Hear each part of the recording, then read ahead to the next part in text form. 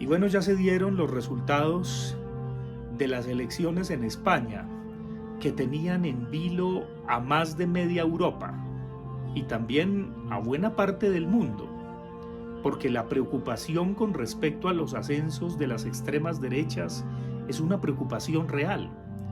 Tenemos extremas derechas en Polonia, en Hungría y en Italia, y recientemente en Finlandia. Nos preguntamos qué va a pasar con el resto de Europa y con el resto del mundo.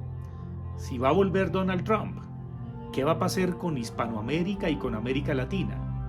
Hay una enorme responsabilidad de las izquierdas y del progresismo de no fracasar esta vez, de no permitir ese movimiento sístole y diástole por corrupción, por politiquería, por no cumplirle a sus electores. Y claro, se ve lo que ocurrió en España. El centro del debate lo logró desviar Vox un poco, aunque perdió escaños, hacia el nivel ideológico. Es indiscutible que cuando se imponen esas nociones de moralina con respecto a una radicalización casi inquisitorial de las cuestiones de género, de cambiar la lucha de clases por guerra de identidades, el fracaso con respecto a permitir una avanzada de las extremas derechas está cantado. La cancelación cultural, o mejor, la cultura de la cancelación, es quizá uno de los errores más fatídicos de las izquierdas progresistas.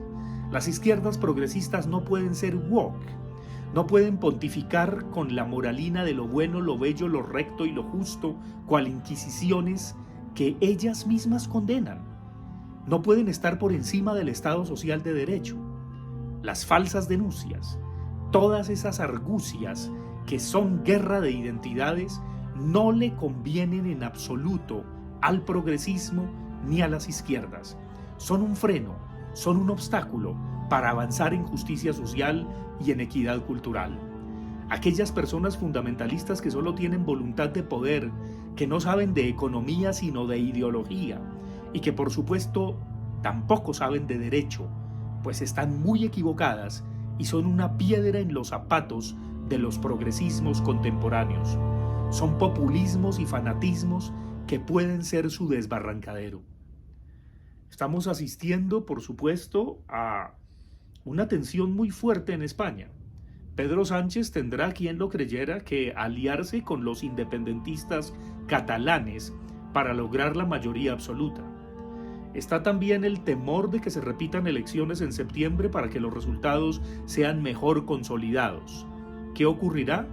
Habrá que ver, porque puede haber un bloqueo a nivel legislativo también. Y con respecto al resto de Europa, pues por lo menos se trancó la llegada de la extrema derecha. Pero una vez está como una piedra en el zapato o como una espada de Damocles. No podemos simplemente con más corrupción, con más voluntad de poder, con todas esas mañas de quienes siempre han estado en el poder, las izquierdas, permitir que vuelvan las derechas. Eso puede ocurrir en Argentina, también en Chile, también en México, también en otras esferas, en otras naciones, si los progresismos no cumplen con su justicia social, con su equidad cultural, si no sacuden sus lujos, si no sacuden sus escándalos, si no sacuden también su corrupción. Porque si se trata de dar ejemplo, ese ejemplo de austeridad, ese ejemplo de justicia social, ese ejemplo de compromiso con la gente, y no de ser nuevas inquisiciones, no de sembrar nuevas moralinas.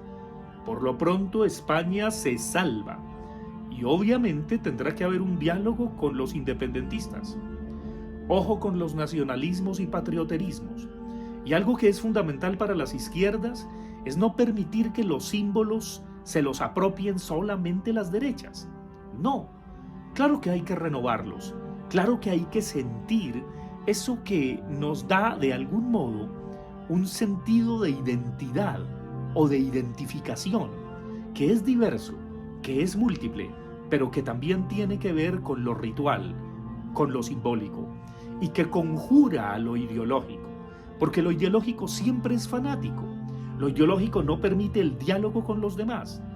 Lo ideológico impide reconocer los errores. Lo ideológico le echa siempre la culpa al otro.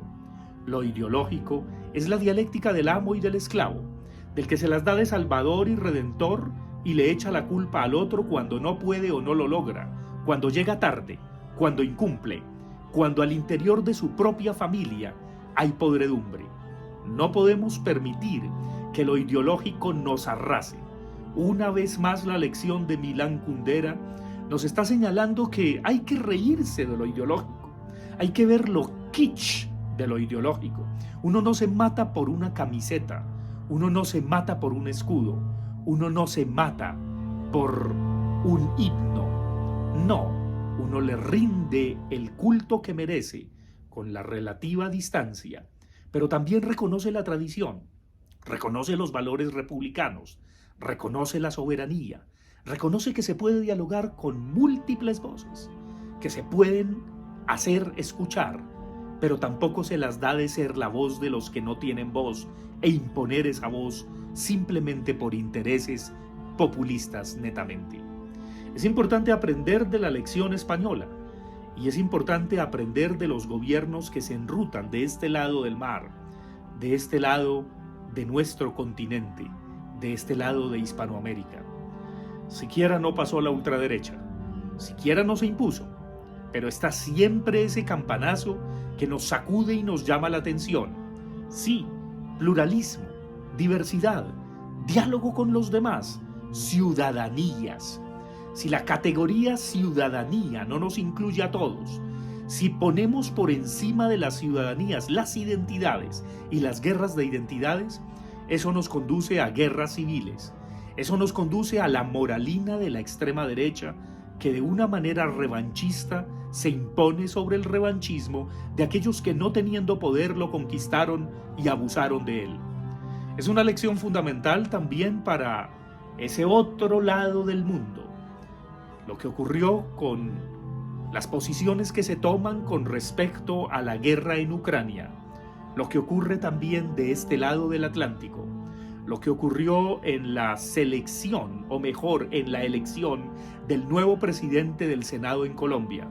Sí, la muñeca no ganó.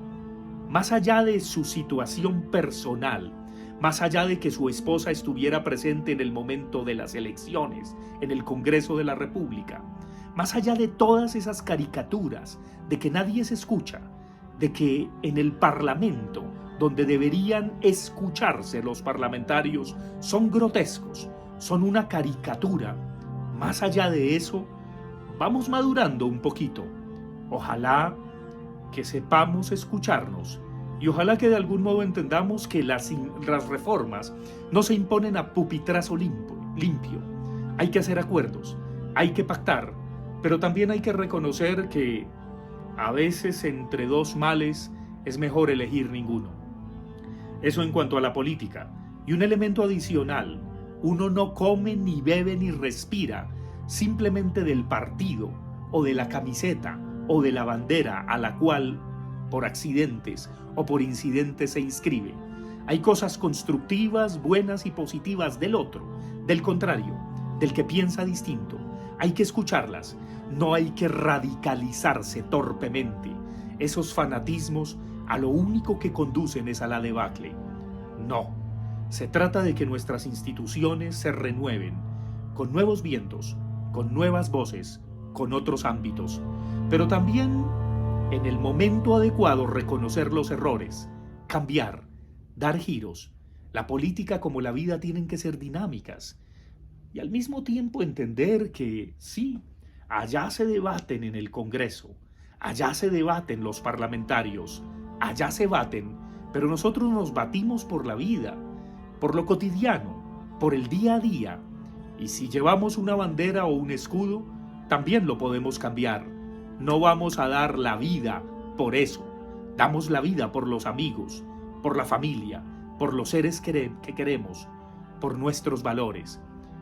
Ojo con lo ideológico que puede ser un veneno que nos enceguece, que nos obnubila. Más allá de lo ideológico está lo fraterno, está lo democrático, está tratar de construir un mundo nuevo y mejor, si es que podemos, sin ser mesías, sin ser salvadores, sin ser redentores y sobre todo sin dárnoslas de buenos. Bueno, feliz lección la de España, y ojalá que de este lado del Atlántico la aprendamos y sigamos tratando de construir, ojalá sobre lo construido, pero también de reconstruir sobre lo que otros destruyeron.